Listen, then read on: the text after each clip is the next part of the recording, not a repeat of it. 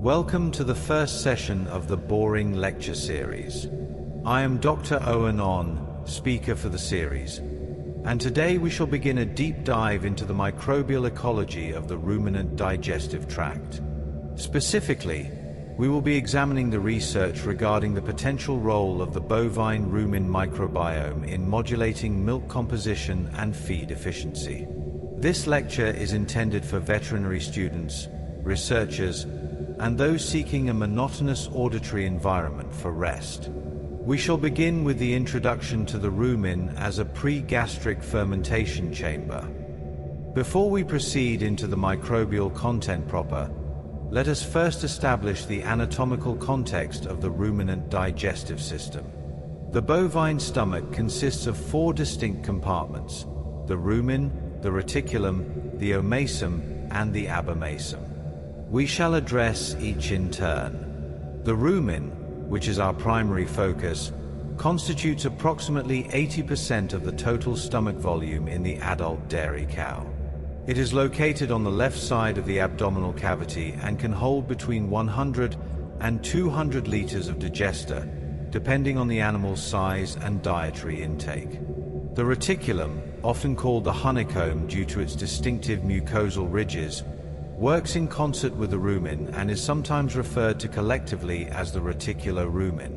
We shall now pause to consider the muscular contractions that facilitate the mixing of rumen contents, noting that primary contractions occur approximately once per minute during normal digestive activity. The bovine rumen houses a complex microbiota.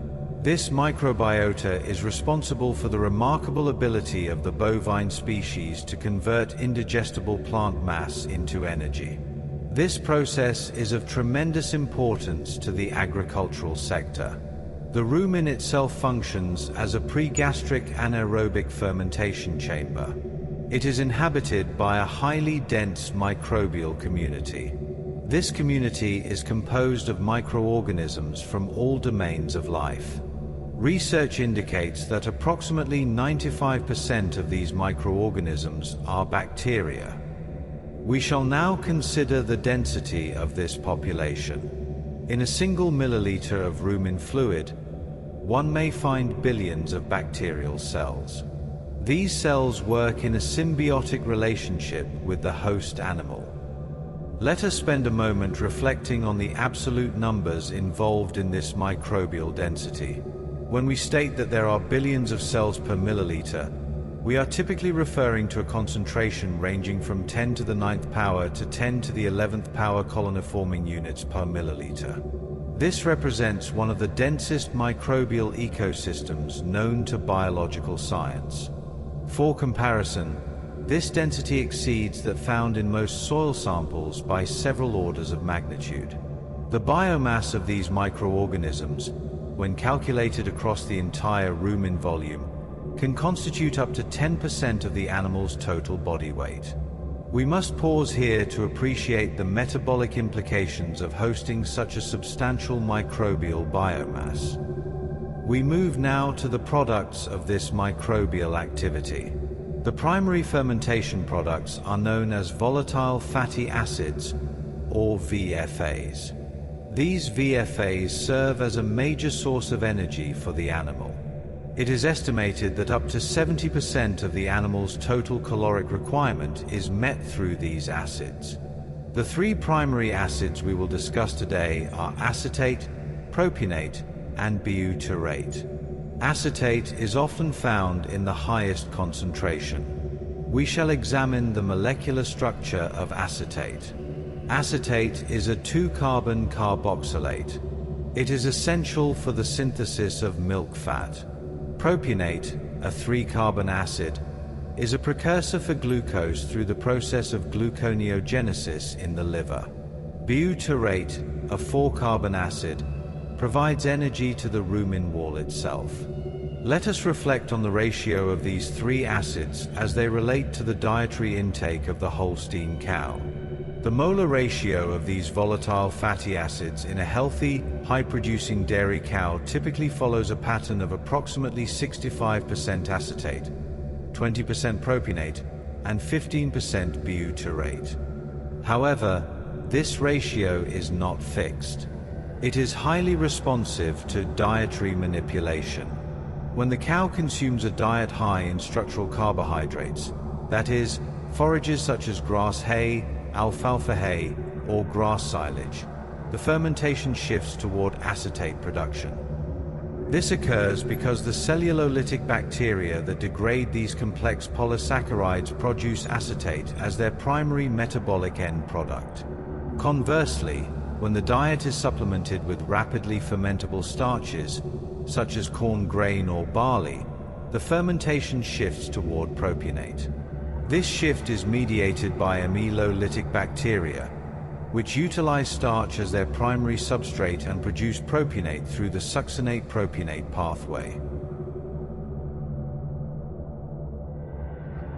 We shall now examine the taxonomic composition of the bacterial community. In the Jami and Mizrahi study of 2014, researchers utilized a pyrosequencing approach to characterize these populations across 15 individual dairy cows. At the phylum level, two groups predominate, the Firmicutes and the Bacteroidetes. Together, these phyla constitute approximately 90 to 95% of the total bacterial sequences identified. We must pause to consider the Firmicutes to Bacteroidetes ratio, often abbreviated as the F to B ratio. In bovine physiology, this ratio is not merely a statistical artifact. It is highly correlated with milk fat yield. Analysis revealed that as the abundance of Firmicutes increases relative to Bacteroidetes, there is a corresponding increase in the daily production of milk fat. This mirrors certain metabolic trends observed in human obesity studies, where a high Firmicutes count is associated with more efficient energy extraction from the diet. For the dairy practitioner, monitoring the F to B ratio through diagnostic fecal or rumen sampling may eventually become a standard metric for optimizing herd productivity. Before we continue, let us define what we mean by a phylum in taxonomic terms. A phylum represents one of the highest levels of classification in biological taxonomy, positioned below domain and above class. Within the domain bacteria, there are currently over 30 recognized phyla, though the majority of environmental samples are dominated by a much smaller subset. The Firmicutes phylum is characterized by bacteria with a gram-positive cell wall structure, which contains a thick layer of peptidoglycan. This structural feature makes them somewhat more resistant to osmotic stress and certain antimicrobial compounds. The Bacteroidetes, by contrast, possess a gram-negative cell wall with a thinner peptidoglycan layer but an additional outer membrane composed of lipopolysaccharides. These structural differences have profound implications for their metabolic capabilities and their responses to environmental perturbations within the rumen. We shall now examine how these structural differences affect their attachment strategies to feed particles. Let us transition our focus to the mammary gland's role in this metabolic chain. The process of creating milk fat is largely driven by de novo lipogenesis. In this pathway, the bovine mammary gland utilizes acetate and beta-hydroxybutyrate as the primary carbon substrates. Acetate, produced in the rumen during the fermentation of fibrous forage, enters the bloodstream and is transported to the mammary tissue. Here, it serves as the essential building block for short-chain and medium-chain fatty acids. Specifically, we see a stimulation of lipogenic enzymes such as fatty acid synthase and acetyl-CoA carboxylase. Research suggests that an increase in ruminal acetate supply directly upregulates these enzymes, leading to a noticeable increase in the concentration of 16-carbon fatty acids in the milk. This is particularly evident in cows fed a high forage diet, as fiber fermentation shifts the VFA profile toward acetate rather than propionate. Nutritional strategies that optimize rumen fiber digestion are, therefore, fundamentally linked to the economic value of the milk produced. We must now take a moment to discuss the specific enzymatic cascade involved in de novo lipogenesis within the mammary epithelial cell. The process begins with the transport of acetate across the basolateral membrane of the secretory cell via monocarboxylate transporters. Once inside the S-cytoplasm, acetate is activated by the enzyme acetyl-CoA synthetase, an ATP-dependent process that requires magnesium as a cofactor. The acetyl-CoA then enters the fatty acid synthesis pathway, catalyzed by the multi-enzyme complex known as fatty acid synthase. This complex performs a series of 7 reactions, elongating the growing fatty acid chain by 2 carbon units with each cycle. The first committed step is catalyzed by acetyl-CoA carboxylase, which converts acetyl-CoA to malonyl-CoA. The rate of this reaction is often the limiting factor in overall lipid synthesis and is subject to allosteric regulation by citrate and long-chain fatty acyl-CoA molecules. Finally, we must address the concept of feed efficiency, specifically through the metric of residual feed intake, or RFI. RFI evaluates the energetic efficiency of an animal by calculating the difference between its actual feed intake and its expected intake based on body weight and production levels. In efficient cows, those with a low RFI, there appears to be a distinct microbial signature. These efficient animals often harbor a less diverse but more specialized microbiome. For instance, the presence of specific cellulolytic bacteria, such as Fibrobacter succinogenes and Ruminatococcus albus, ensures that complex plant polysaccharides are broken down with minimal energy loss. In contrast, inefficient animals may exhibit a higher rate of methanogenesis, where hydrogen is diverted into methane production rather than being utilized for the creation of propionate. This diversion of energy represents a significant loss in metabolic efficiency. Let us examine the energetic implications of methanogenesis in greater detail. The production of methane represents a loss of approximately 2 to 12% of the gross energy intake of the animal. This methane is produced by methanogenic archaea, which utilize hydrogen and carbon dioxide as substrates. The reaction can be written as follows: carbon dioxide plus 4 molecules of hydrogen yields methane, plus 2 molecules of water. This process is thermodynamically favorable under the reducing conditions of the rumen and serves to maintain a low partial pressure of hydrogen, which is necessary for the continued function of hydrogen-producing bacteria. However, from the perspective of the host animal, this represents a substantial energy loss. If this hydrogen could instead be directed toward the production of propionate or butyrate, the energetic efficiency of the animal would increase significantly. We shall now consider the various mitigation strategies that have been proposed to reduce methanogenesis, including the use of ionophores, lipid supplementation, and the aforementioned 3-nitrooxypropanol compound. We will now list the shared genera found in the core microbiome across all 15 test subjects, beginning with Previa-Sotelar. As previously noted, Previa-Sotelar is the most abundant genus, often exceeding 50% of the total sequences. Following Previa-Sotelar, we observe a significant presence of the genus Butyrivibrio, which is essential for the biohydrogenation of dietary lipids. Next, we identify the genus Ruminatococcus, primarily the species Ruminatococcus albus and Ruminatococcus flavificens, which are the primary degraders of crystalline cellulose.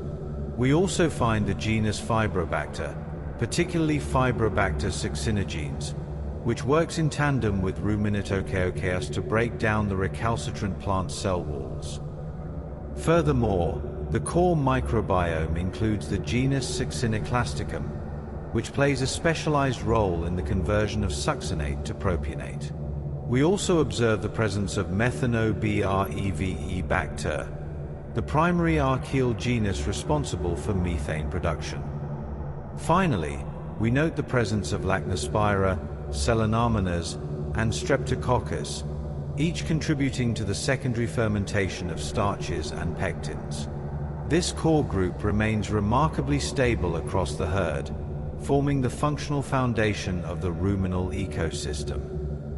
Before we proceed further into our systematic cataloging, let us take a moment to define what constitutes a core microbiome. In microbial ecology, the term core microbiome refers to the set of microbial taxa that are consistently present across all or the vast majority of individuals within a defined population. The identification of a core microbiome requires rigorous statistical methods to distinguish between organisms that are truly ubiquitous and those that are merely common. In the Jami study, a genus was considered part of the core if it was detected in at least 90% of the sampled animals at a relative abundance exceeding 0.1%. This threshold ensures that we are identifying organisms that play essential rather than incidental roles in rumen function. It is important to note that the core microbiome represents only a fraction of the total diversity present in any given rumen sample. The remaining taxa, often referred to as the variable or flexible microbiome, contribute to the functional redundancy and adaptive capacity of the ecosystem. We will now move into a systematic cataloging of the core bacterial genera identified within the adult bovine rumen fluid. These organisms represent the most stable and prevalent members of the microbial community, regardless of geographic location or specific dietary concentrate levels. As we list these genera, we shall consider their primary metabolic niche. We begin with the most numerically dominant genus in the majority of rumen studies, Previosotellae. The genus Previosotellae is highly diverse and is known for its role in protein and starch degradation. Following Previosotellae, we observe a high frequency of the genus Butyrivibrio, particularly the species Butyrivibrio fibrosolvens, which is a vital producer of butyrate and is involved in the biohydrogenation of fatty acids. The process of biohydrogenation deserves particular attention, as it has significant implications for both ruminant nutrition and human health. When cattle consume fresh forage, they ingest substantial quantities of polyunsaturated fatty acids, particularly linoleic acid and alpha-linolenic acid. These fatty acids, if absorbed unchanged, would be incorporated into milk and meat, providing a favorable fatty acid profile for human consumers. However, the ruminal bacteria, particularly Butyrivibrio fibrosolvens, possess enzymes that sequentially hydrogenate these polyunsaturated fatty acids, converting them into saturated fatty acids and various geometric and positional isomers, collectively known as conjugated linoleic acids. While complete hydrogenation results in stearic acid, a saturated 18-carbon fatty acid, incomplete hydrogenation produces intermediates such as transvaccinic acid and conjugated linoleic acid, some of which have been associated with beneficial health effects in humans.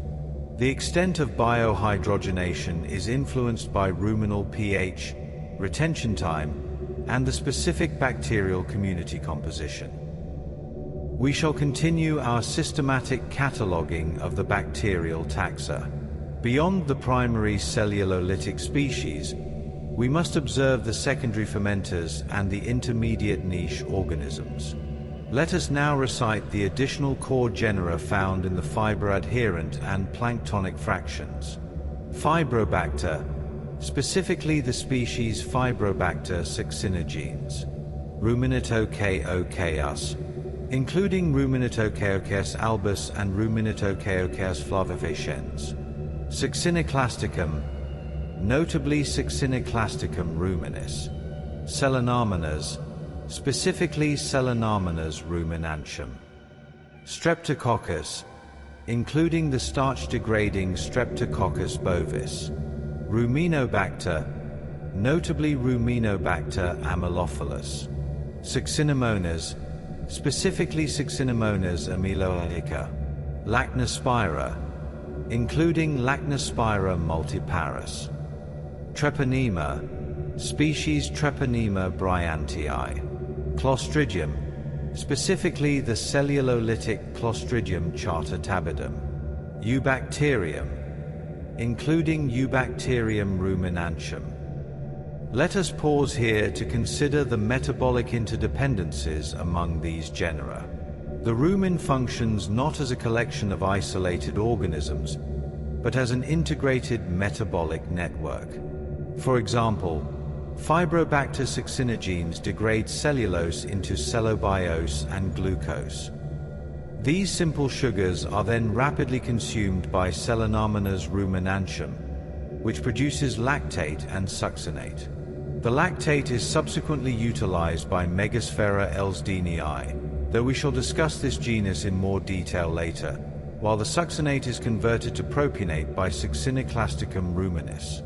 This sequential utilization of intermediates prevents the accumulation of potentially inhibitory compounds and maximizes the efficiency of substrate utilization. Such metabolic cooperation is often referred to as syntrophy, a relationship in which the product of one organism's metabolism serves as the substrate for another. Pseudobutia brivria, Saccharofermentans, Mogibacterium, Oscillospira, Carprocarchus. Pseudobutia brivria, which, like its namesake, is a significant producer of butyrate and plays a role in the degradation of hemicellulose. Saccharofermentans, a genus within the Clostridiales order, known for fermenting a variety of carbohydrates into acetate. Mogibacterium, often found in the liquid phase and associated with nitrogen metabolism. Oscillospira, a mysterious but ubiquitous genus often associated with forage-fed cattle and higher diversity indices. Carprocarchus, which contributes to the production of volatile fatty acids through the fermentation of plant sugars. Roseburia, a genus involved in the production of butyrate, essential for the health of the ruminal epithelium. We must take a moment to discuss the genus Oscillospira in greater detail, as it represents one of the enduring mysteries of rumen microbiology. Despite being consistently detected in molecular surveys of the rumen microbiome, Oscillospira has never been successfully cultivated in pure culture. This genus belongs to the family Ruminococciacea within the Firmicutes phylum and is characterized by its distinctive oscillating motility when observed microscopically. Based on metagenomic analyses, Oscillospira appears to possess genes for the degradation of plant cell wall polysaccharides and for the production of butyrate. Its consistent presence in high forage diets and its positive correlation with animal health metrics suggest it plays a beneficial role in rumen function. However, without pure cultures, many aspects of its physiology remain speculative. This highlights a broader challenge in microbial ecology. The vast majority of environmental microorganisms cannot be cultivated using standard laboratory techniques, a phenomenon sometimes referred to as the Great Plate Count anomaly. Modern metagenomic and metatranscriptomic approaches are beginning to overcome this limitation by allowing us to infer function directly from environmental DNA and RNA samples. Anaerobibrio, specifically Anaerobibrio lipolyticus, the primary species responsible for the hydrolysis of triglycerides and the fermentation of glycerol. Delorsta, Blorcia, Sharpia, notably Sharpia azabuensis, which has been correlated with low methane-emitting phenotypes in certain ruminant studies. Candleria, Oribacterium, Bouledia, Clostridium, specifically the clusters 4 and XIVA, which are instrumental in maintaining the homeostatic balance of the rumen mat. Desulfovibrio, which functions as a sulfate-reducing bacterium, utilizing lactate and ethanol as electron donors. YRC22, a specialized lineage within the Bacteroidetes phylum that remains a subject of ongoing taxonomic classification. BF311, another unclassified but persistent group that forms part of the stable core microbiome across diverse geographic cohorts. The presence of sulfate-reducing bacteria such as D-sulfovibrio in the rumen warrants additional discussion. While these organisms are typically present in low abundance, they can become problematic under certain dietary conditions. When cattle consume diets high in sulfate, for example, from certain forages grown on sulfur-rich soils or from water sources with elevated sulfate concentrations, the sulfate-reducing bacteria proliferate. These bacteria reduce sulfate to hydrogen sulfide, a toxic gas that can accumulate in the rumen. At high concentrations, hydrogen sulfide can be absorbed across the rumen wall and cause a condition known as sulfur-induced polioencephalomalacia, a neurological disorder that can be fatal if not promptly treated. The management of dietary sulfur, therefore, requires careful attention to both the sulfate content of feed and water and the balance of other dietary components that might influence sulfate reduction. While bacteria comprise the majority of the population, we must also acknowledge the archaea, which are almost exclusively methanogenic. These organisms utilize the hydrogen produced by the aforementioned bacteria. The most prevalent genus within this domain is Methanobacter, specifically the species Methanobacter ruminantium. We also observe the presence of Methanosphera, notably Methanosphera stadtmani. These methanogens are critical for maintaining low partial pressure of hydrogen within the rumen, which allows for continued fermentation. Without the activity of Methanobacter, the accumulation of hydrogen would inhibit the oxidation of NADH, effectively halting the metabolic activity of the entire rumen ecosystem. Let us delve deeper into the biochemistry of methanogenesis. The pathway by which Methanobacter converts carbon dioxide and hydrogen into methane is a complex, multi-step process involving a series of unique cofactors found only in methanogenic archaea. The process begins with the reduction of carbon dioxide to formylmethanofuran, catalyzed by the enzyme formylmethanofuran dehydrogenase.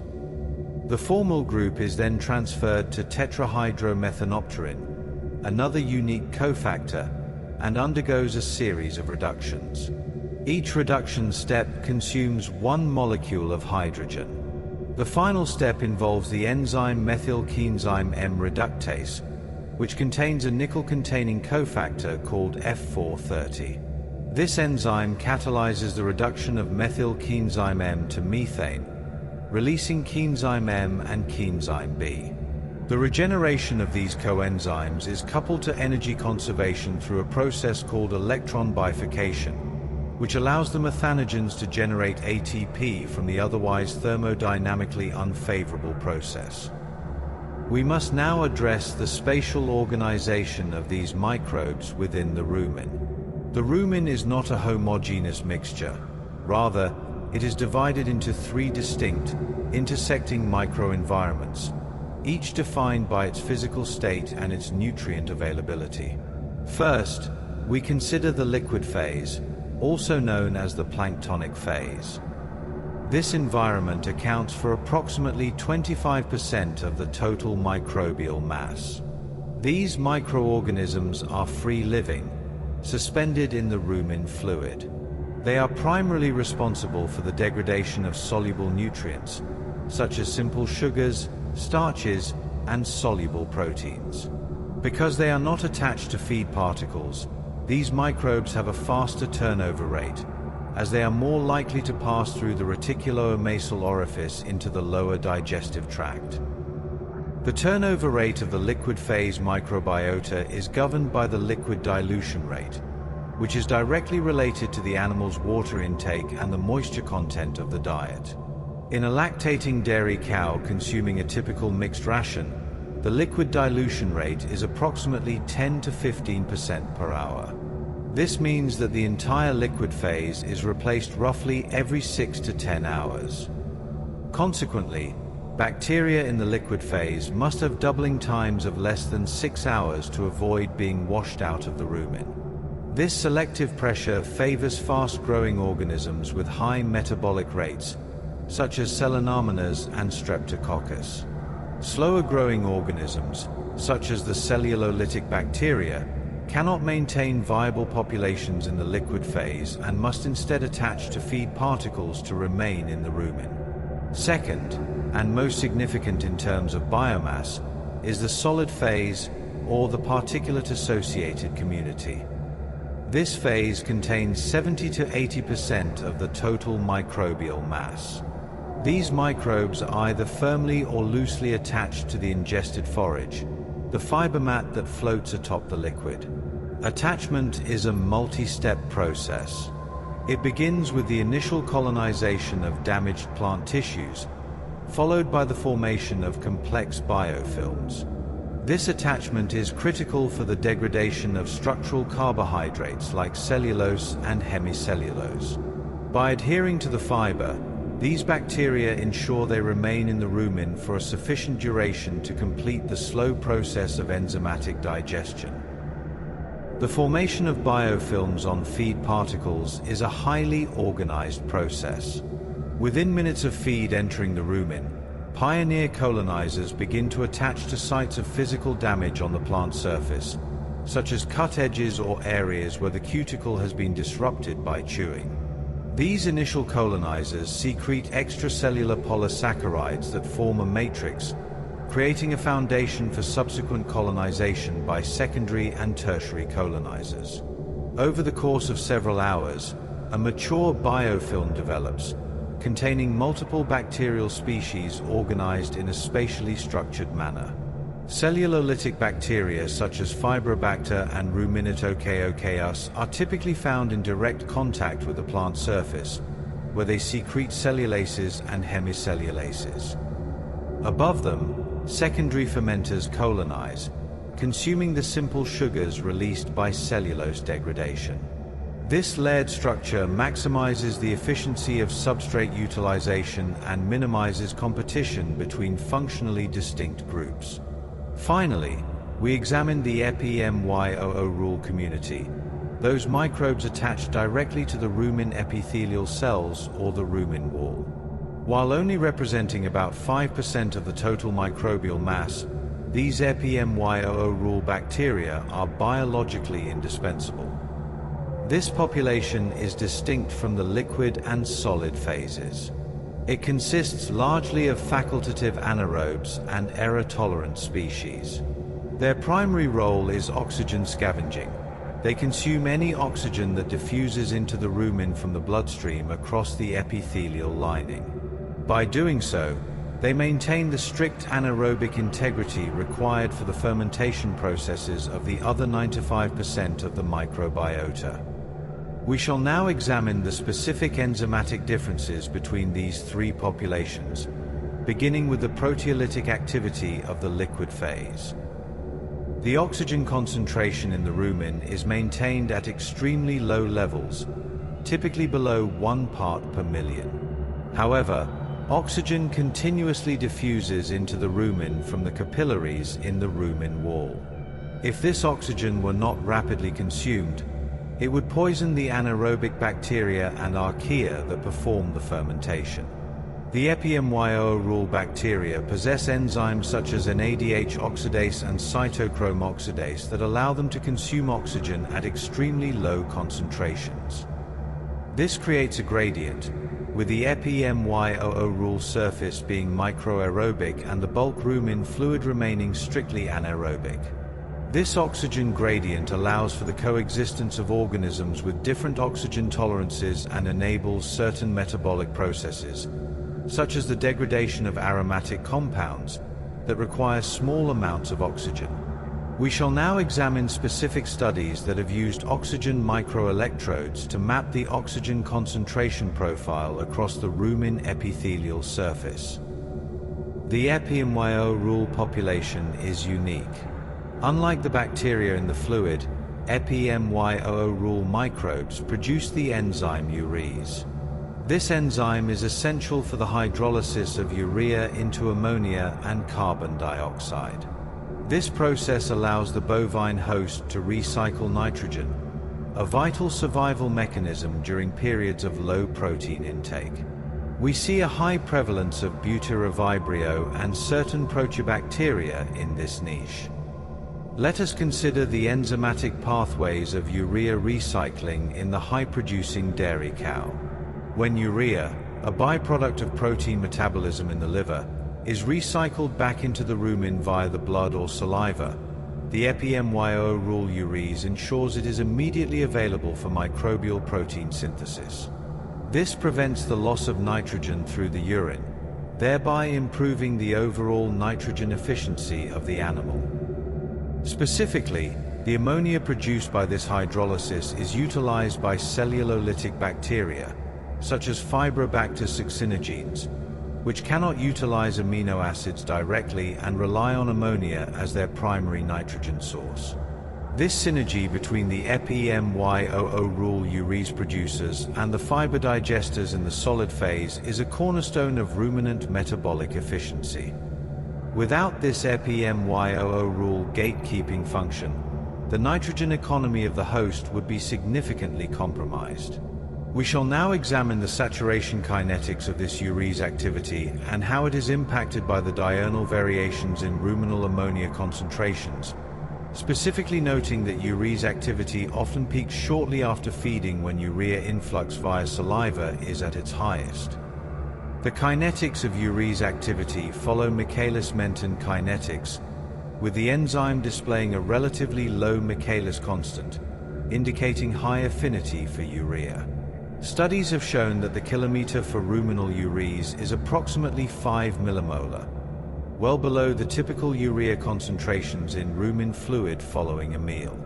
The maximal velocity, or Vmax, varies depending on the epimyo rule bacterial population size and composition, but typically ranges from 50 to 100 micromoles of ammonia produced per milliliter of rumen fluid per hour. The activity of urease is also pH dependent, with optimal activity occurring at pH 7 to 8.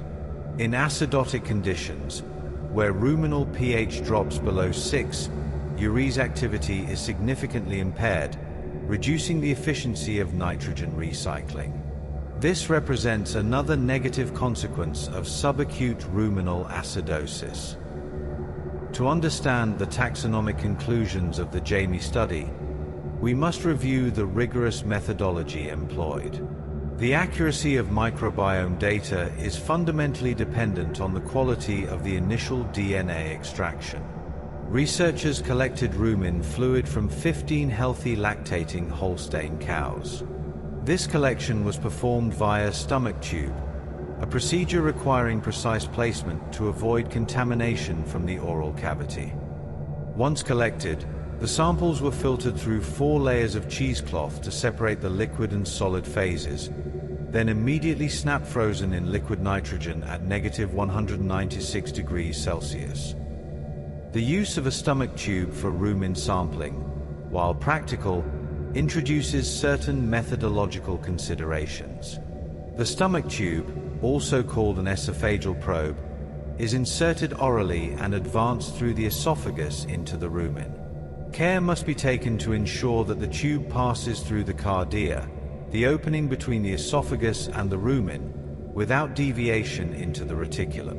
Contamination from saliva is a persistent concern, as bovine saliva contains its own microbial population that differs from the rumen microbiota. To minimize this contamination, researchers typically discard the first portion of aspirated fluid and collect only subsequent fractions. Another consideration is the representativeness of the sample. The rumen is a large, stratified organ, and fluid collected via stomach tube primarily represents the liquid phase and the most superficial layers of the solid mat. To obtain a truly representative sample, surgical fistulation is sometimes employed, though this is more invasive and raises ethical considerations. We move now to the extraction of the metagenomic DNA. A modified repeated bead beating plus column method was utilized. This process involves placing the rumen samples into tubes containing 0.5 mm zirconia beads. These tubes are then subjected to high-speed mechanical agitation. This mechanical shearing is necessary to break the robust cell walls of gram-positive bacteria, which might otherwise be underrepresented in the final data.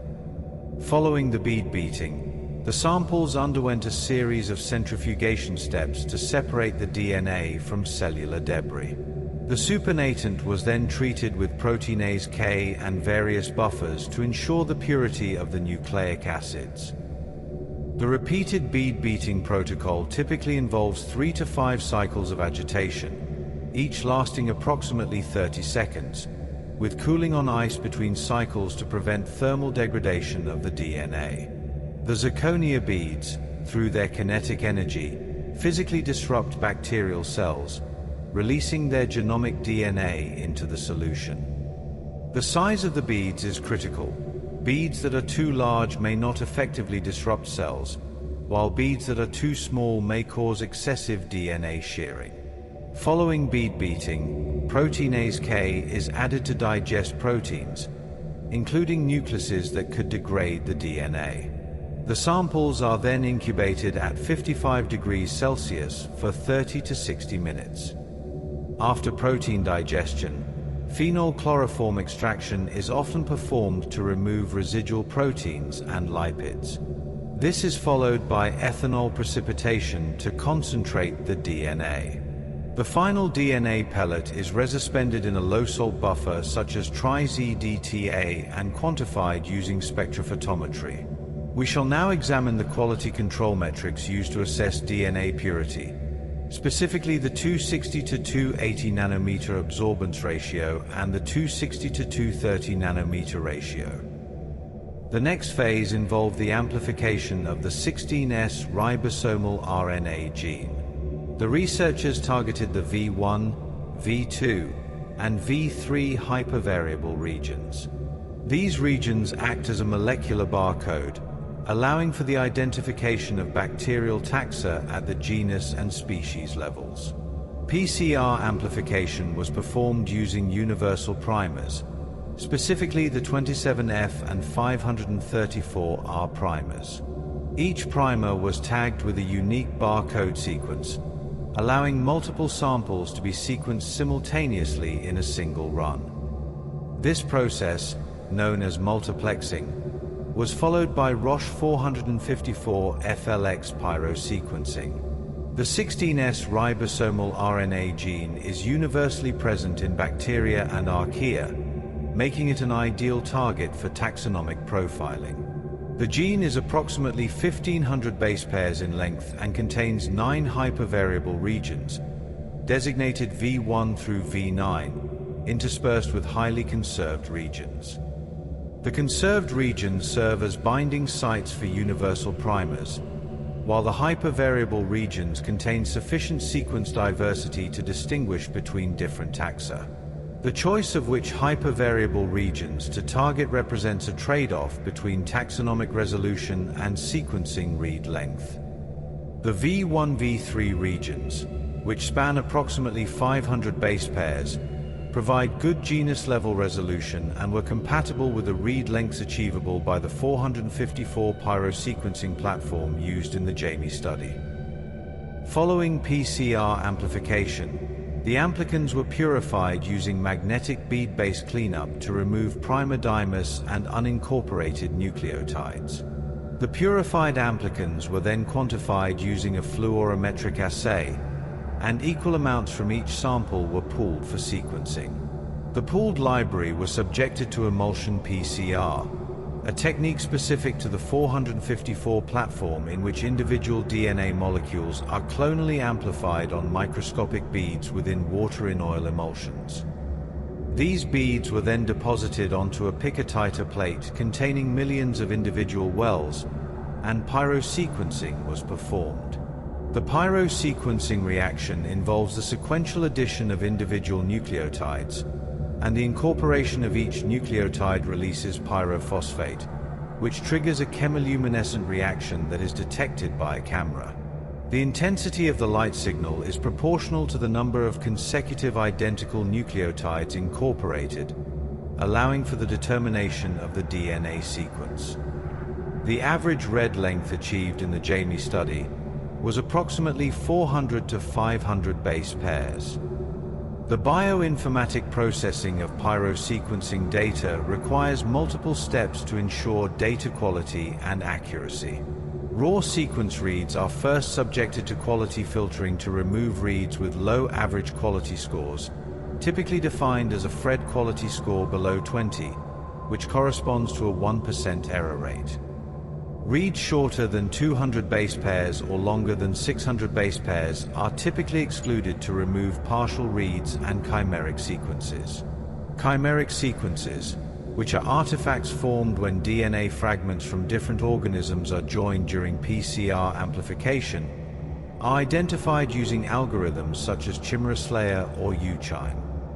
These programs compare each sequence to a reference database and flag sequences that appear to be mosaics of two or more different organisms. Following quality filtering and chimera removal, the remaining high-quality sequences are clustered into operational taxonomic units, or OTUs, typically defined at 97% sequence similarity, which roughly corresponds to the species level. Representative sequences from each OTU are then compared to reference databases such as the Ribosomal Database Project or Green Genes to assign taxonomic classifications.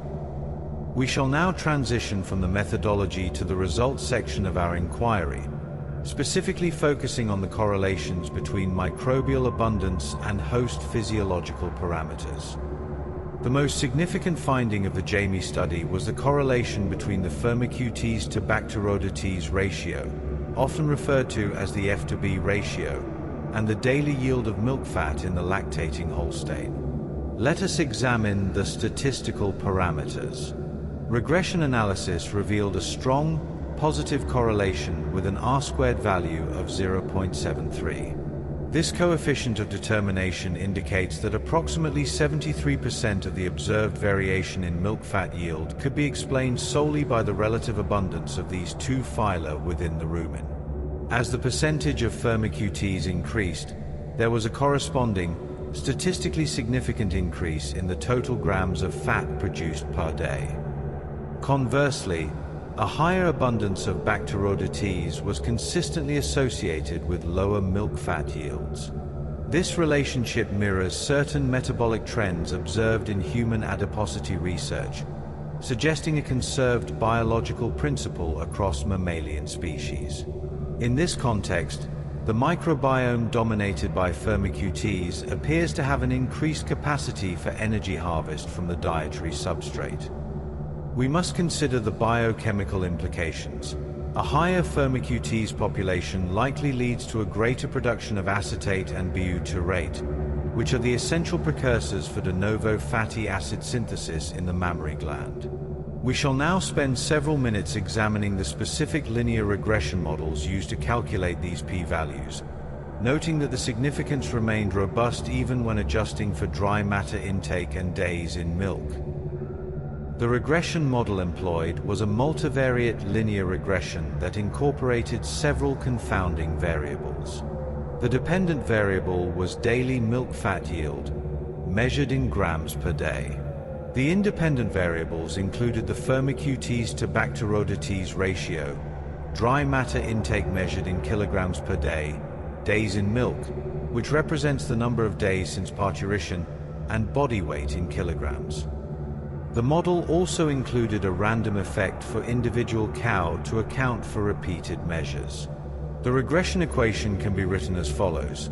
Milk fat yield equals beta 0 plus beta 1 times the F to B ratio plus beta 2 times dry matter intake plus beta 3 times days in milk plus beta 4 times body weight plus a random effect for cow plus error.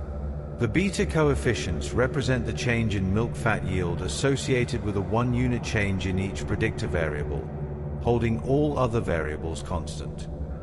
The analysis revealed that the beta coefficient for the F to B ratio was positive and highly significant, with a p-value less than 0.01. The adjusted R-squared for the full model was 0.82, indicating that the model explained 82% of the variance in milk fat yield. We shall now examine the residual plots to confirm that the assumptions of linear regression, including normality and homoscedasticity, were satisfied, as seen in this plot here. Moving beneath the phylum level, we observe significant correlations within specific bacterial genera. The most striking observation involves the genus Previosotellar, belonging to the phylum Bacteroidetes.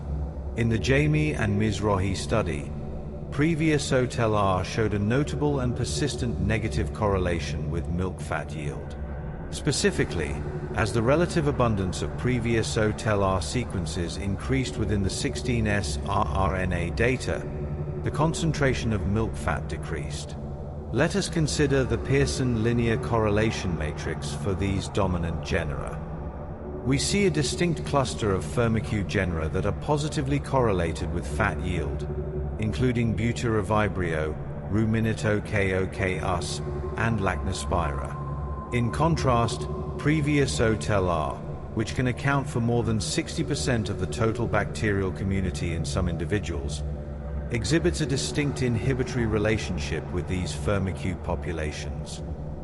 In cows where Previosotellar was numerically dominant, the overall bacterial diversity, measured via the Shannon index, was significantly lower. This suggests a process of competitive exclusion within the rumen niche. Previosotellar is a metabolic generalist. It is highly efficient at utilizing starches and proteins. However, its dominance may outcompete the specialized fiber digesters for available nitrogen and space on the feed particles. We must reflect on the metabolic trade-offs of such a community. While a Previosotellar-heavy rumen may be stable, it shifts the volatile fatty acid profile away from the high acetate levels required for mammary lipogenesis. The Shannon diversity index is calculated using the formula H equals the negative sum of pi times the natural logarithm of pi, where pi represents the proportional abundance of each species or OTU in the community.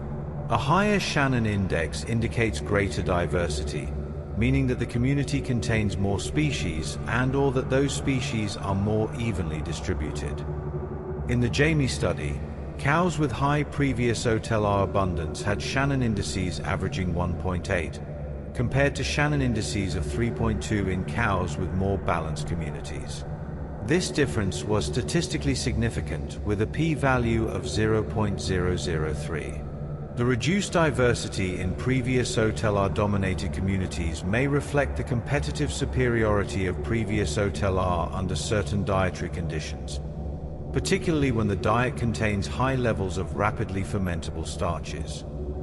However, this dominance comes at a cost to overall ecosystem function, as the loss of specialized fiber degraders reduces the efficiency of cellulose utilization.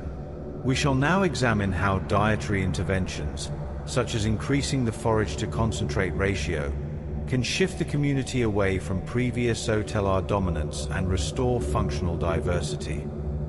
We now address the complex data regarding feed efficiency, specifically through the calculation of residual feed intake, or RFI.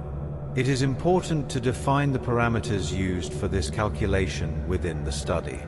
RFI evaluates the energetic efficiency of an animal by calculating the difference between its actual feed intake and its expected intake based on body weight and production levels. Actual feed intake was recorded daily for each animal using a roughage intake control system, while expected feed intake was modeled based on body weight and milk energy output. The resulting RFI values allowed researchers to categorize cows as high efficiency or low efficiency. In efficient cows, those with a negative RFI value, there appears to be a distinct microbial signature. These efficient animals often harbor a less diverse but more specialized microbiome. For instance, the presence of specific cellulolytic bacteria, such as Fibrobacter succinogenes and Ruminatococcus albus, ensures that complex plant polysaccharides are broken down with minimal energy loss. In contrast, inefficient animals, those with positive RFI values, may exhibit a higher rate of methanogenesis, where hydrogen is diverted into methane production rather than being utilized for the creation of propionate. This diversion of energy represents a significant loss in metabolic efficiency. Statistical analysis showed that the abundance of the genus Succinoclasticum was positively correlated with feed efficiency. Succinoclasticum is known for its specialized niche, the conversion of succinate to propionate. As propionate is a critical glucose precursor for the ruminant, the efficient cow produces more propionate, loses less energy to methane, and maintains higher glucose levels for milk synthesis. We shall now spend several minutes reviewing the milk lactose and protein correlations, which were found to be less influenced by the microbiome than the fat component, noting the p-values for each, as you can see in the chart here. The calculation of expected feed intake in RFI models requires accurate measurement of energy outputs. Milk energy output is calculated based on milk yield and composition, using the equation milk energy in megacalories equals 0.384 times fat percentage plus 0.223 times protein percentage plus 0.166 times lactose percentage, multiplied by milk yield in kilograms. This equation accounts for the differential energy content of the various milk components. Body weight maintenance energy is calculated using metabolic body weight, defined as body weight to the power of 0.75. The sum of milk energy and maintenance energy gives the expected energy requirement, which is converted to expected dry matter intake using the energy density of the diet. The difference between actual dry matter intake and expected dry matter intake is the residual feed intake. Cows with negative RFI values consume less than expected and are therefore more efficient. Cows with positive RFI values consume more than expected and are less efficient. We shall now examine how RFI is being incorporated into genetic selection programs to breed more feed-efficient cattle. We must now address the primary environmental driver of microbial variation, the diet. The ratio of forage to concentrate in the bovine ration induces a rapid and profound shift in the ruminal landscape.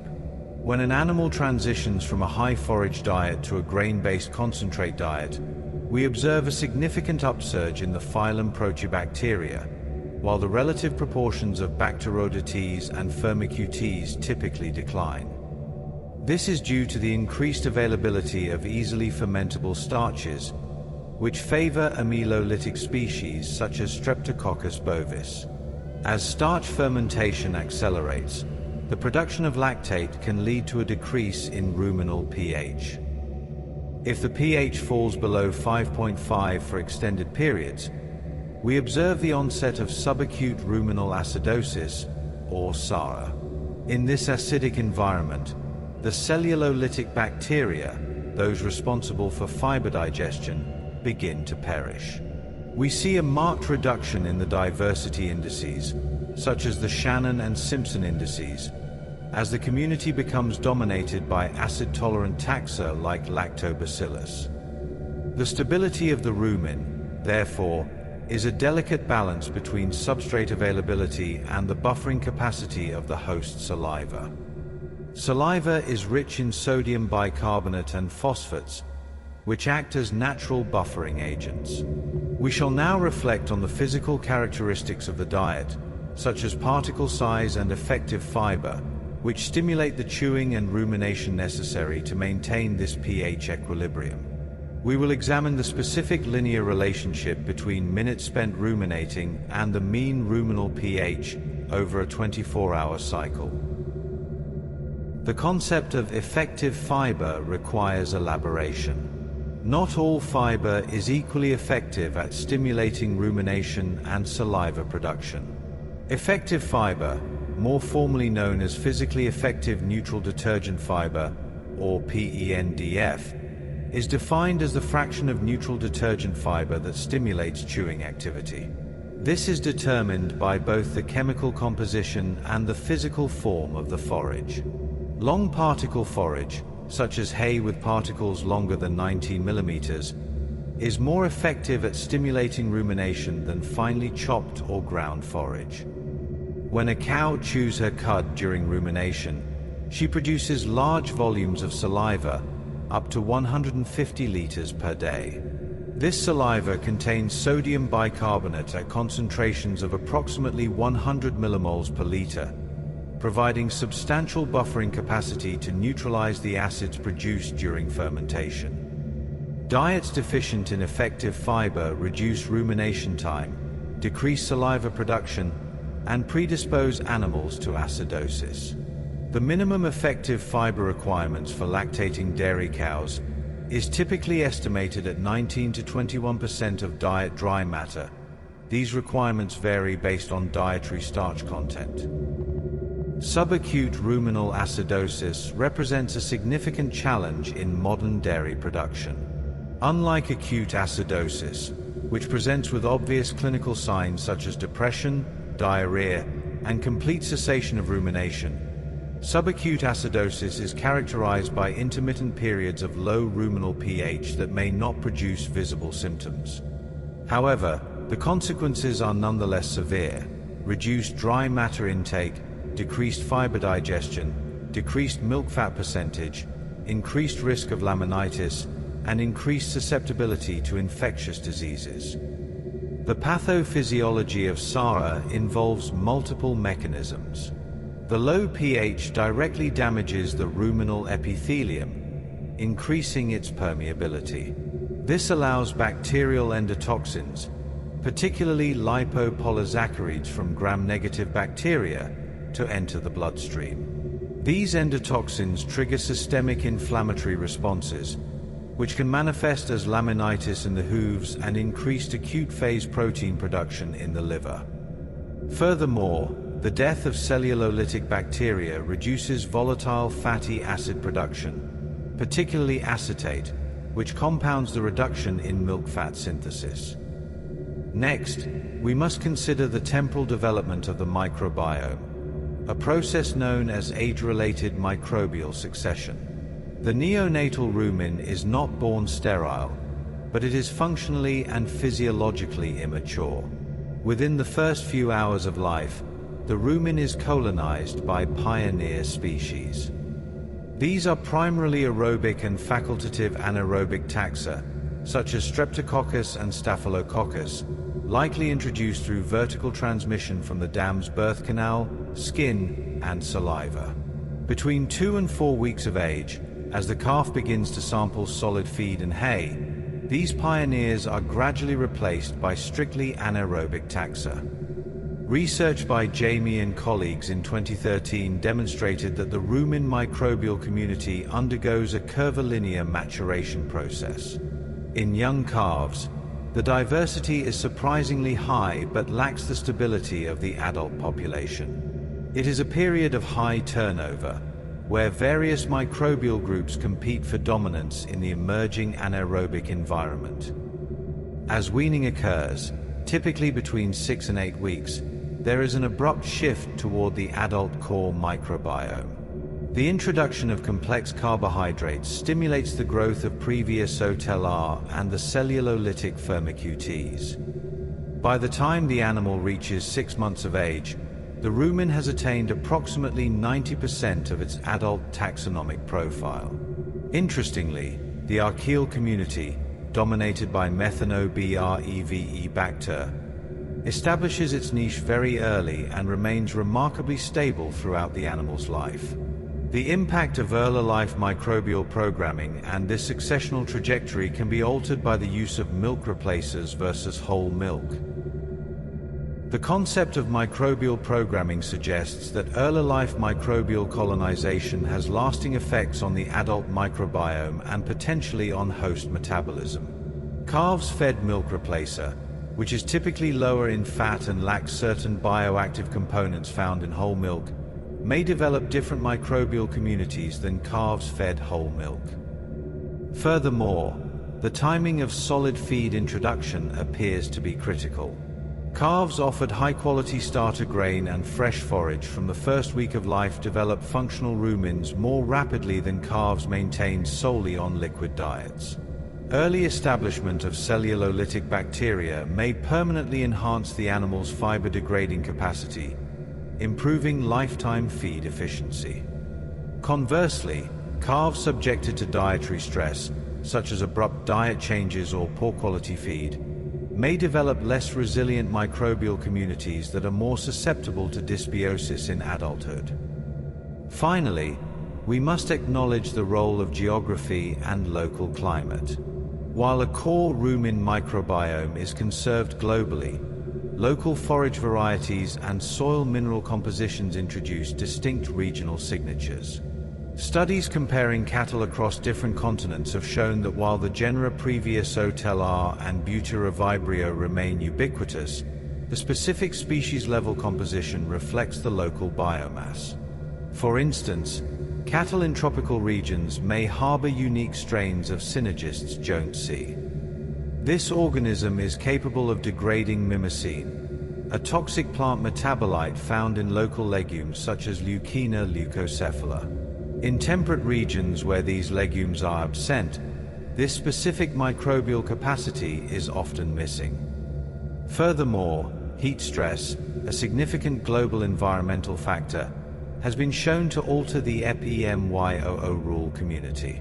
High ambient temperatures lead to a physiological reduction in dry matter intake and a subsequent shift in the microbial population toward those better suited for lower turnover fermentation. This adaptation, while protective for the animal's core temperature, often results in a decrease in total volatile fatty acid production and a drop in milk fat percentages. We also observe variation based on the altitude and the resultant partial pressure of oxygen, which can subtly influence the efficiency of oxygen scavenging bacteria on the rumen wall. These environmental adaptations ensure the survival of the bovine host in diverse habitats, from the East African tropics to the temperate plains of North America. We have now reached the conclusion of our environmental assessment. We shall now move into the final phase of this lecture, synthesizing these findings into a comprehensive summary of herd health and productivity. The influence of heat stress on rumen function deserves additional consideration. When environmental temperatures exceed the thermoneutral zone for dairy cattle, typically above 25 degrees Celsius for Holstein cows, the animal initiates various thermoregulatory responses. These include increased respiration rate, vasodilation of peripheral blood vessels, and reduced feed intake. The reduction in feed intake is a behavioral adaptation to reduce metabolic heat production, as the digestion and fermentation of feed generates substantial heat. However, this reduction in dry matter intake has profound effects on the rumen microbiome. The decreased substrate availability reduces microbial populations, particularly those with slower growth rates such as the cellulolytic bacteria. The volatile fatty acid production decreases, and the animal enters a state of negative energy balance. To maintain milk production, the cow mobilizes body fat reserves, leading to elevated blood concentrations of non-esterified fatty acids. These fatty acids can be converted to ketone bodies in the liver, potentially leading to ketosis if the energy deficit is severe. Management strategies to mitigate heat stress include the provision of shade, evaporative cooling systems, and dietary modifications such as increased energy density and supplementation with rumen-protected fats. As we move toward the conclusion of this session, let us synthesize the primary findings we have discussed regarding the Jami and Mizrahi study. We have established that the bovine rumen microbiome is not a random collection of microbes, but a highly structured ecosystem defined by niche partitioning. We have seen that the Firmicutes to Bacteroidetes ratio stands as a robust biomarker for milk fat production. To recap, an increase in Firmicutes, particularly within the Clostridiales order, correlates with higher energy harvest and lipid synthesis in the mammary gland. We have revisited the genus Previosotellar, acknowledging its dominance in the rumen while noting its negative correlation with certain efficiency metrics. We have also summarized the role of the EPIMYOO rule community in nitrogen recycling and the crucial metabolic contribution of methanogens like methanobrevibacter in maintaining the anaerobic balance. These correlations provide a blueprint for what we might call the high-performance microbiome, a target for future nutritional and genetic interventions in dairy science. We will now review the specific genus-level correlation table. Please observe the following coefficients as they relate to milk fat percentage. For the genus Previosotellar, the Pearson correlation coefficient is recorded at -0.52, with a p-value of 0.04. For the genus Butyrivibrio, the correlation coefficient is +0.48, with a p-value of 0.06. For the genus Ruminatokeokeus, we observe a positive correlation of 0.39. For the genus Caprocarchus, the value is recorded at +0.42.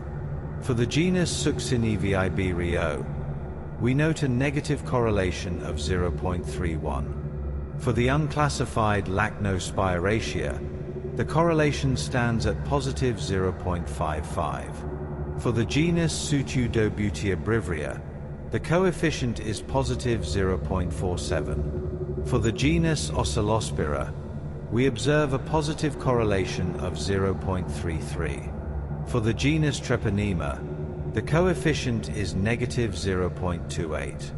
For the genus Anaerovibrio, the correlation is +0.41. We observe that the cumulative R-squared for these top 10 genera, when factored into a multivariate linear model, accounts for the majority of the variance in lipid production. We shall now repeat these values slowly to ensure the statistical significance of the Bacteroidetes to Firmicutes shift is fully documented in our notes. Let this sink in. For the genus Previosotellar, the Pearson correlation coefficient is recorded at -0.52, with a p-value of 0.04. For the genus Butyrivibrio, the correlation coefficient is +0.48, with a p-value of 0.06.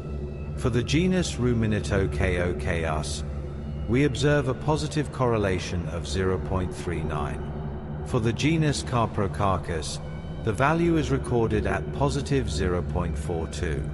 For the genus Succinivibrio, we note a negative correlation of 0.31. For the unclassified Lachnospiraceae, the correlation stands at +0.55. For the genus Pseudobutyribria, the coefficient is +0.47. For the genus Ocelospira, we observe a positive correlation of 0.33. For the genus Treponema, the coefficient is -0.28. For the genus Anaerovibrio, the correlation is +0.41. Let us now recite these correlation values once more for complete documentation. For the genus Previosotellar, the Pearson correlation coefficient is recorded at -0.52, with a p-value of 0.04. For the genus Butyrivibrio, the correlation coefficient is +0.48, with a p-value of 0.06. For the genus Ruminatokeokeus, we observe a positive correlation of 0.39. For the genus Caprocarchus, the value is recorded at +0.42. For the genus Succinivibrio, we note a negative correlation of 0.31. For the unclassified Lachnospiraceae, the correlation stands at +0.55. For the genus Pseudobutyribria, the coefficient is +0.47. For the genus Ocelospira, we observe a positive correlation of 0.33. For the genus Treponema, the coefficient is -0.28. For the genus Anaerovibrio, the correlation is positive 0.41. Continuing our audit of the genus-level correlation table, we move into the subdominant taxa. Please continue to note the R-squared and Pearson values. For the genus Lactobacillus, the correlation coefficient is negative 0.24, reflecting its increased presence during suboptimal pH fluctuations. For the genus Saccharofermentans, we observe a positive correlation of 0.36, particularly in high forage cohorts. For the genus Mojibacterium, the Pearson coefficient is recorded at negative 0.19. For the genus Balladia, the value stands at positive 0.28. For the genus Oribacterium, we note a correlation of negative 0.32. For the unclassified Ruminococcaceaceae, the correlation coefficient is positive 0.49, a statistically significant driver in fiber degradation. For the genus Succinoclasticum, we observe a positive correlation of 0.51, strongly associated with propionate-driven energy efficiency. For the genus Clostridium, specifically cluster XIVA, the coefficient is positive 0.34. For the genus Selenamenas, the correlation is recorded at negative 0.27. For the genus Bifidobacterium, we observe a positive correlation of 0.21. For the unclassified Bacteroidales, the value is negative 0.44. For the genus Desulfovibrio, the correlation coefficient is negative 0.18. For the genus Eubacterium, we note a positive correlation of 0.30. We shall now recite the subdominant taxa correlations once more to ensure proper documentation. For the genus Lactobacillus, the correlation coefficient is negative 0.24. For the genus Saccharofermentans, we observe a positive correlation of 0.36. For the genus Mojibacterium, the Pearson coefficient is recorded at negative 0.19. For the genus Balladia, the value stands at positive 0.28. For the genus Oribacterium, we note a correlation of negative 0.32. For the unclassified Ruminococcaceaceae, the correlation coefficient is positive 0.49. For the genus Succinoclasticum, we observe a positive correlation of 0.51. For the genus Clostridium, specifically cluster XIVA, the coefficient is positive 0.34. For the genus Selenamenas, the correlation is recorded at negative 0.27. For the genus Bifidobacterium, we observe a positive correlation of 0.21. For the unclassified Bacteroidales, the value is negative 0.44. For the genus Desulfovibrio, the correlation coefficient is negative 0.18. For the genus Eubacterium, we note a positive correlation of 0.30. We conclude the genus-level audit by noting that while individual correlations may appear modest, the collective synergistic effect of these taxa defines the metabolic capacity of the rumen. We shall now maintain a period of several minutes of steady analysis to allow for the processing of these statistical variables before we move into the future directions of directed microbiome modulation.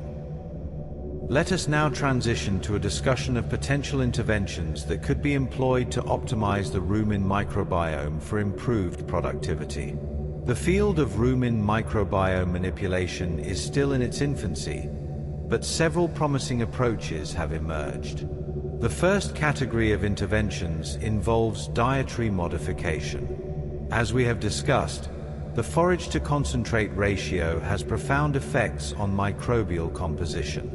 By carefully formulating diets to promote fiber-degrading bacteria while limiting acidosis-inducing amylolytic species, nutritionists can shift the microbial community toward more desirable profiles. The inclusion of specific plant secondary metabolites, such as tannins from certain forages, can also modulate microbial populations. Condensed tannins have been shown to reduce protein degradation in the rumen, potentially improving nitrogen efficiency and reducing ammonia emissions. However, excessive tannin levels can inhibit fiber digestion, highlighting the need for careful dose optimization. The second category of interventions involves direct microbial inoculation, commonly referred to as probiotics or, in the context of rumen manipulation, transformation. Transformation involves transferring rumen fluid from a donor animal with desirable characteristics to a recipient animal. This practice has been used for decades to establish rumen function in animals recovering from acidosis or to introduce novel microbial capabilities. More recently, researchers have investigated the use of defined microbial consortia, specific mixtures of cultured bacteria that can be administered as a bolus or mixed with feed. For example, the administration of cellulolytic bacteria such as Fibrobacter succinogenes has been shown to improve fiber digestibility in some studies, though results have been inconsistent. The challenge lies in ensuring that the introduced microbes can successfully colonize and persist in the recipient's rumen, which requires overcoming competitive exclusion by the existing microbial community.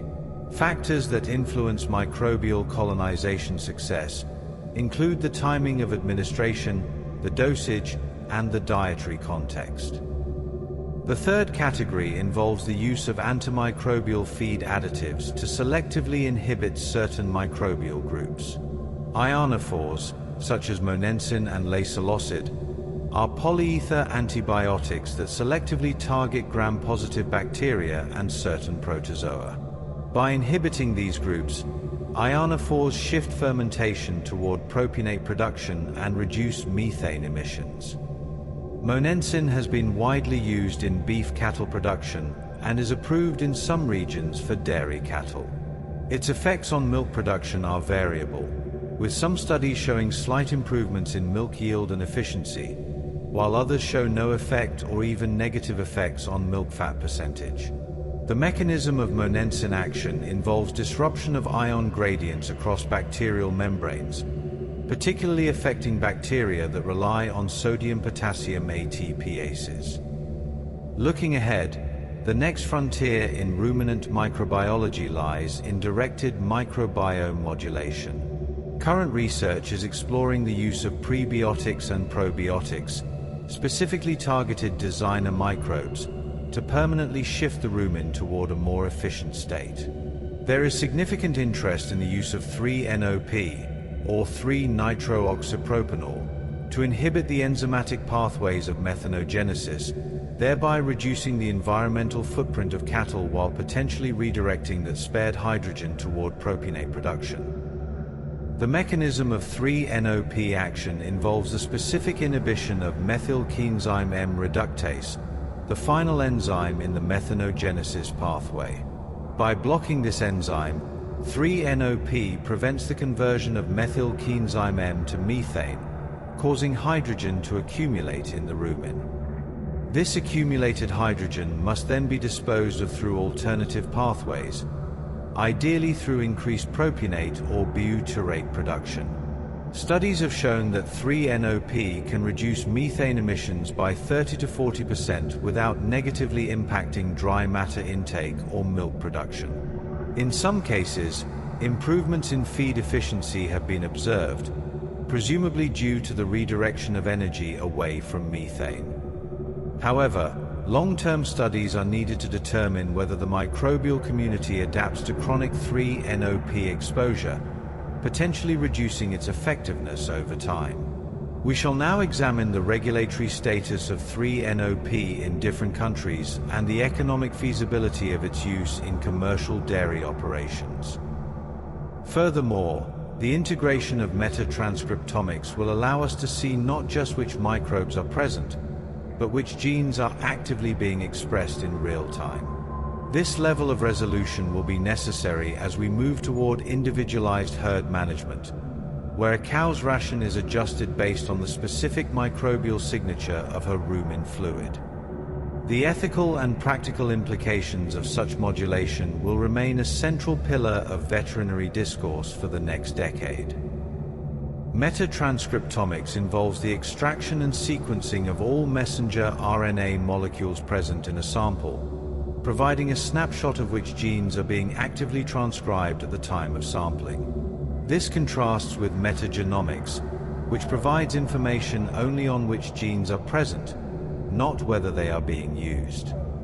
By comparing metagenomic and metatranscriptomic data, researchers can identify genes that are constitutively expressed versus those that are induced in response to specific environmental conditions.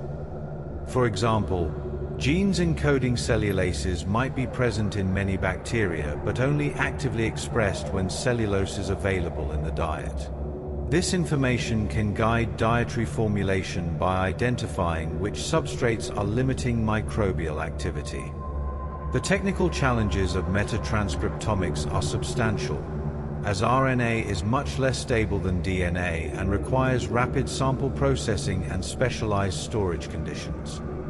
Furthermore, the majority of RNA in a sample is ribosomal RNA, which must be depleted prior to sequencing to enrich for the messenger RNA fraction of interest. Specific RNA depletion methods available include subtractive hybridization and selective degradation approaches, and these methods can influence the final data quality. Beyond transcriptomics, the field is also embracing metaproteomics and metabolomics to provide even more comprehensive views of rumen function. Metaproteomics involves the identification and quantification of all proteins present in a sample, providing direct evidence of which enzymes are being produced by the microbial community.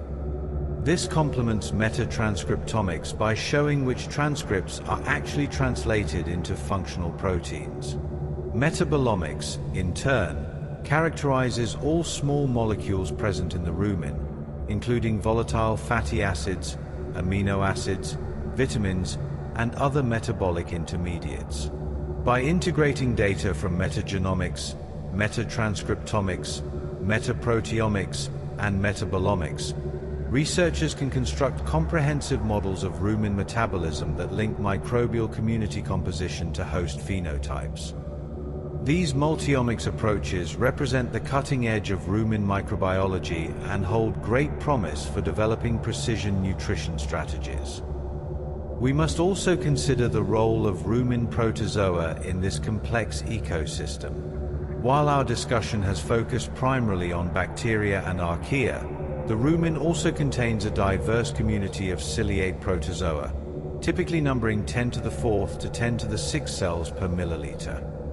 These single-celled eukaryotes are much larger than bacteria, and a single protozoan cell can contain thousands of bacterial cells that it has engulfed through phagocytosis.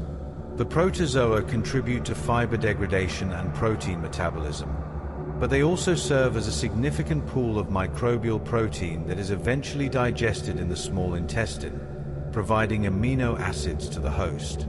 However, protozoa are also associated with increased methane production, as they maintain endosymbiotic relationships with methanogenic archaea. The removal of protozoa from the rumen, a process called defaunation, has been shown to reduce methane emissions by up to 30% in some studies.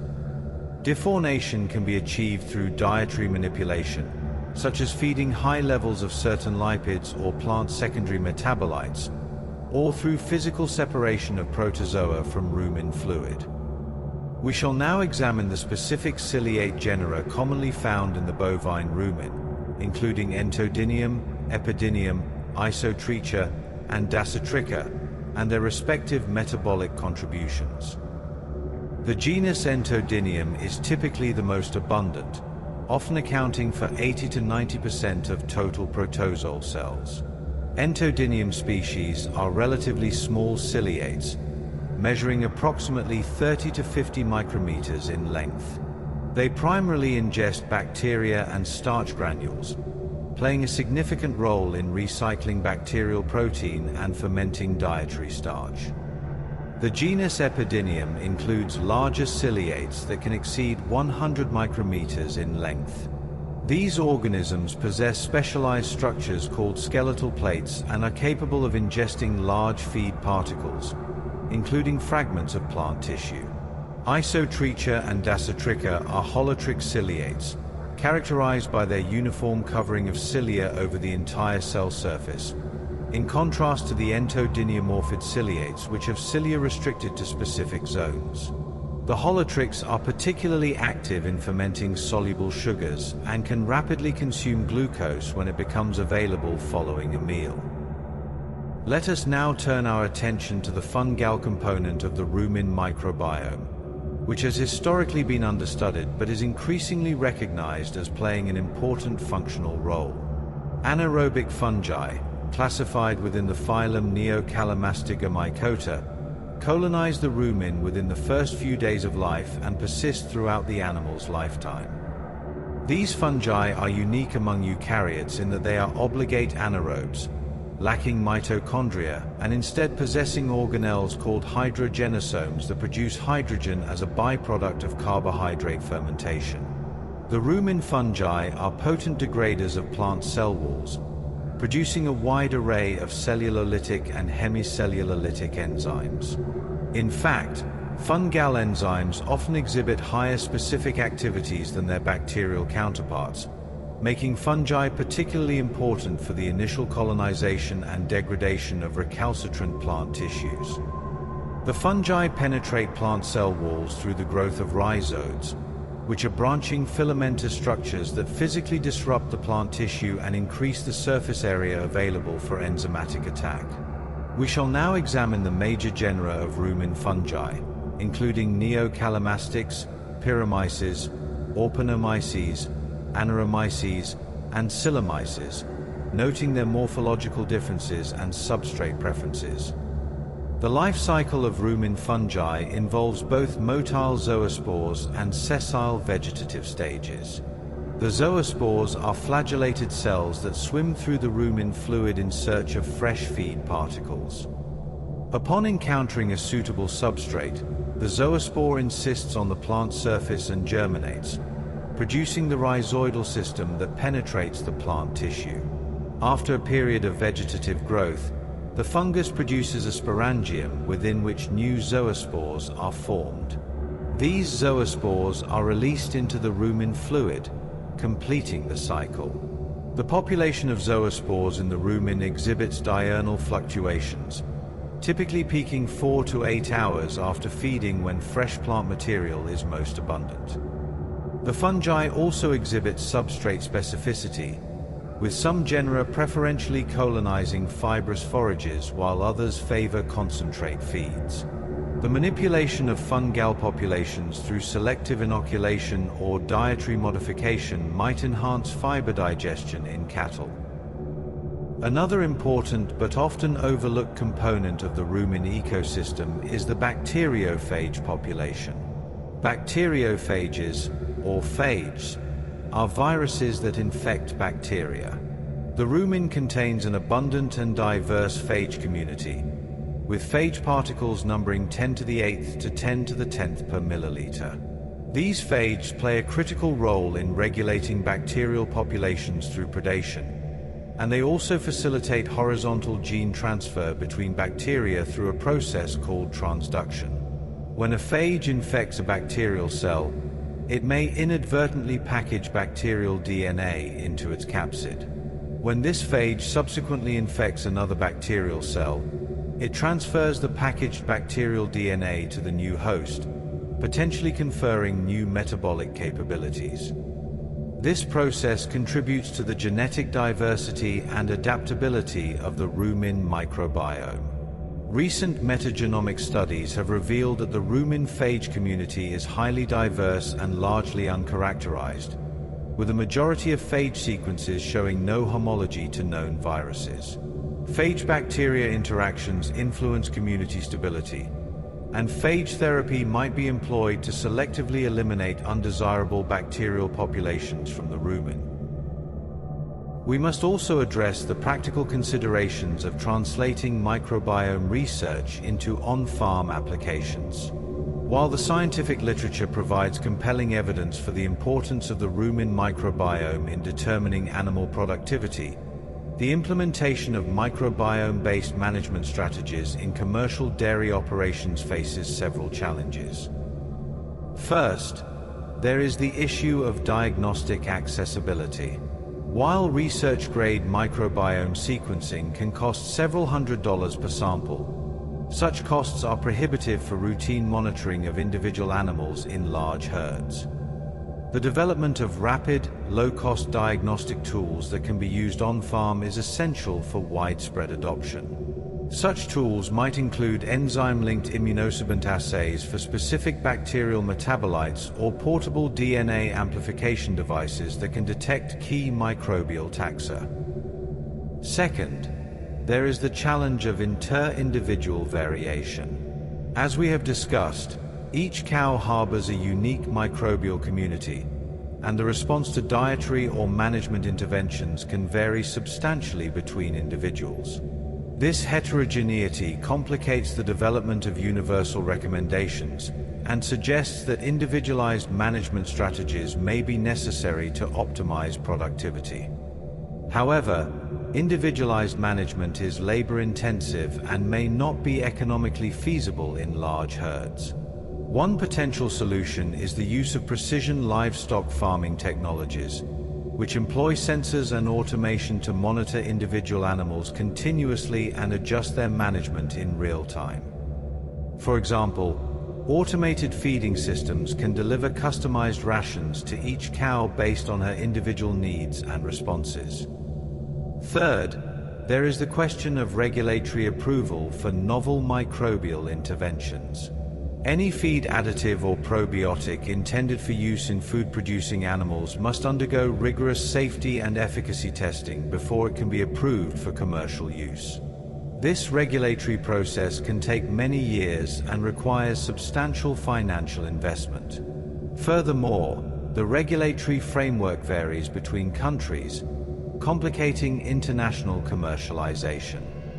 The development of clear, science-based regulatory pathways for microbiome-based products is essential to encourage innovation in this field.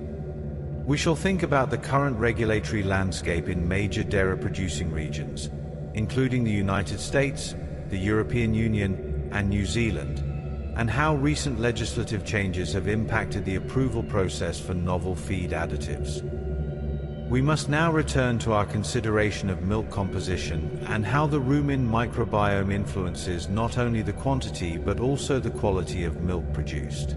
Beyond milk fat, which we have discussed extensively, the microbiome also influences the fatty acid profile of milk, which has implications for human nutrition.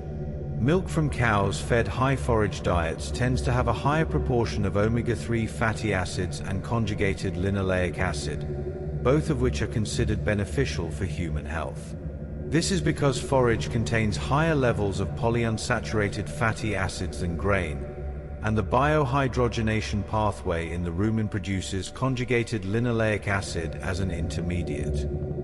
However, the extent of biohydrogenation varies depending on the microbial community composition. Cows with higher abundances of butyrivibrio fibrosolvens, which is a key biohydrogenating species, may produce milk with lower levels of polyunsaturated fatty acids. Strategies to modulate biohydrogenation to produce milk with more desirable fatty acid profiles include the use of specific plant oils and the manipulation of ruminal pH. Milk protein content is also influenced by the rumen microbiome, though the mechanisms are less direct than for milk fat. Microbial protein synthesized in the rumen is the primary source of amino acids for the dairy cow, providing approximately 60 to 80% of total amino acid supply. The efficiency of microbial protein synthesis depends on the synchronization of energy and nitrogen availability in the rumen. When rapidly fermentable carbohydrates and degradable protein are provided simultaneously, microbial growth is maximized, leading to greater microbial protein flow to the small intestine. However, when energy and nitrogen availability are asynchronous, ammonia may be produced in excess of microbial needs, leading to nitrogen losses through urea excretion. The rumen microbiome influences the rate and extent of protein degradation, with certain bacteria such as Previosotelar being particularly active proteolytic organisms. Nutritional strategies to optimize microbial protein synthesis include the use of slowly degradable carbohydrates and the supplementation of rumen-protected amino acids. Let us now spend several minutes reviewing the lactose component of milk, which represents the primary osmotic regulator of milk volume. Lactose is synthesized in the mammary gland from glucose, which is derived primarily from propionate produced in the rumen. As we have discussed, the rumen microbiome influences the propionate to acetate ratio, with amylolytic diets favoring propionate production. Cows with higher propionate production may have greater glucose availability for lactose synthesis, potentially supporting higher milk yields. However, the relationship between rumen propionate production and milk lactose content is complex and influenced by numerous factors, including hepatic gluconeogenesis efficiency and mammary gland glucose uptake. The Jami study found that lactose content was less strongly correlated with microbiome composition than milk fat, suggesting that lactose synthesis is more tightly regulated by host factors than by microbial metabolism. We must also consider the minor components of milk, including vitamins, minerals, and bioactive peptids, some of which are influenced by the rumen microbiome.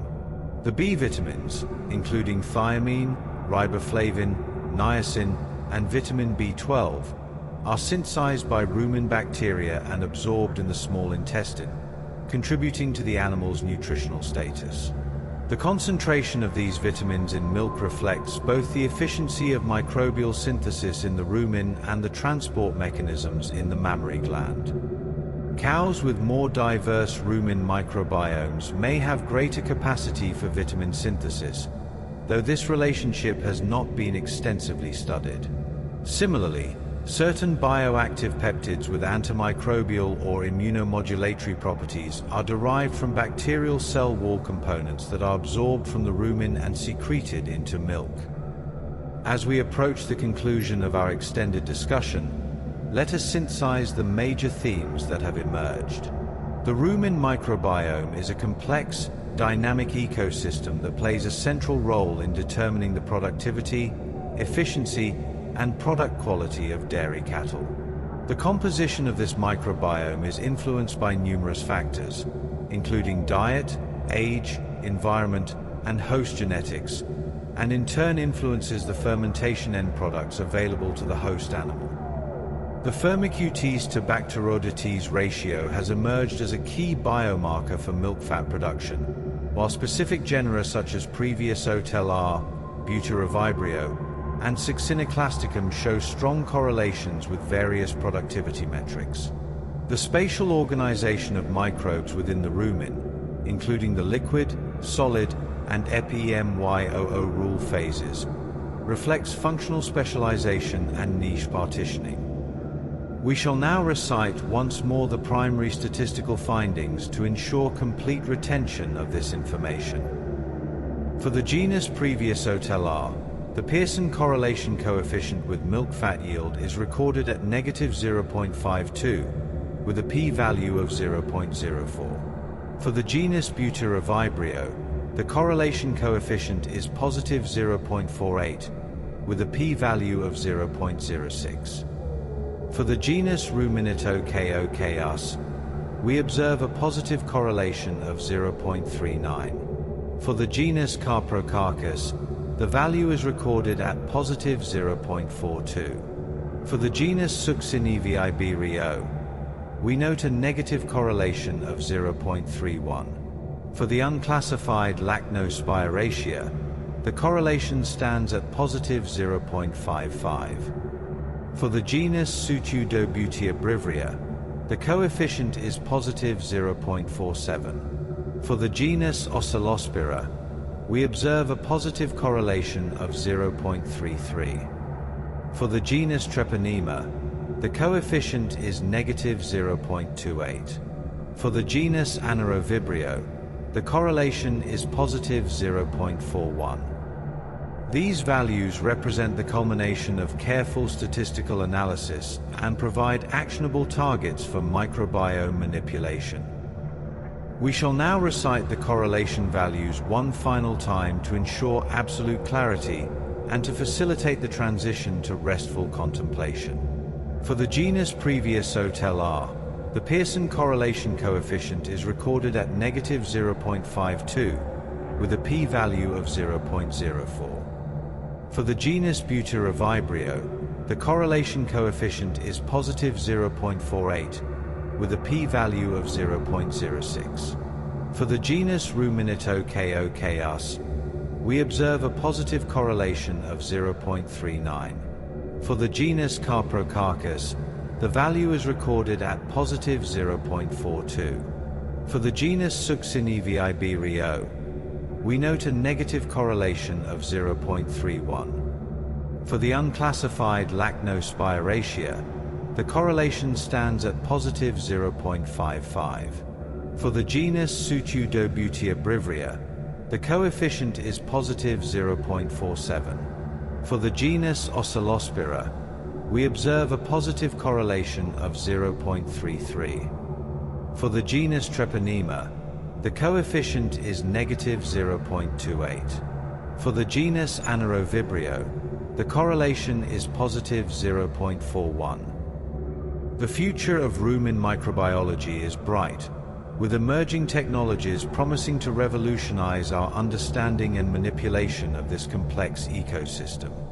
Single-cell genomics, which allows for the sequencing of individual microbial genomes directly from environmental samples without the need for cultivation, will enable the characterization of the vast and cultivated majority of rumen microbes. CRISPR-based gene editing technologies may eventually allow for the precise engineering of microbial metabolic pathways to enhance desired functions while suppressing undesirable ones. Machine learning algorithms can integrate the vast amounts of data generated by multiomic studies to identify patterns and make predictions that would be impossible for human researchers to discern. These technologies, combined with advances in precision livestock farming and remote sensing, will enable a new era of microbiome-informed dairy management. We shall now spend several minutes reflecting on the ethical implications of these technologies and the societal discourse surrounding genetic modification of agricultural microbiomes. The ethical considerations surrounding microbiome manipulation are multifaceted. Some consumers and advocacy groups express concern about the use of genetically modified organisms in food production, even when those organisms are microbes that do not persist in the final product. Others raise questions about animal welfare, asking whether microbiome manipulation might cause discomfort or health issues for the animals. From a scientific perspective, rigorous safety testing can address many of these concerns, demonstrating that microbiome interventions are safe and beneficial for both animals and consumers. However, public acceptance also requires transparency, education, and engagement with stakeholders throughout the food system. The dairy industry must balance the potential productivity gains from microbiome manipulation with the need to maintain consumer trust and social license to operate. In conclusion, the study of the bovine rumen microbiome is a study of symbiosis at its most complex. From the microscopic fermentation of a single cellulose fiber to the global production of milk and protein, these microorganisms remain the silent engines of our agricultural systems. The work of Jami, Mizrahi, and countless other researchers has illuminated the intricate relationships between microbial community composition and host productivity. As we move forward, the challenge will be to translate this knowledge into practical applications that enhance the sustainability and efficiency of dairy production while maintaining animal welfare and product quality. The rumen microbiome represents a biological resource of immense value, and its careful stewardship will be essential to meeting the nutritional needs of a growing global population. We have now covered the extended curriculum for this lecture session. Let us take a moment to review the reference materials once more. The primary reference for today's extended discussion remains the seminal work by Jami and Mizrahi, published in 2012 in PLOS 1, titled Composition and Similarity of Bovine Rumen Microbiota Across Individual Animals. We also drew upon the 2013 publication by Jami and colleagues in the ISME journal, which examined the developmental progression of the rumen microbiome from birth to adulthood. Additional supporting materials include the Nomina Anatomica Veterinaria, 6th edition, for anatomical terminology, and numerous reviews on rumen microbiology published in journals such as Applied and Environmental Microbiology, Animal Feed Science and Technology, and the Journal of Dairy Science. We encourage students and researchers to consult these primary sources for additional detail and nuance beyond what could be covered in this lecture format. This concludes our extended Lecture 01 of the Boring Lecture Series.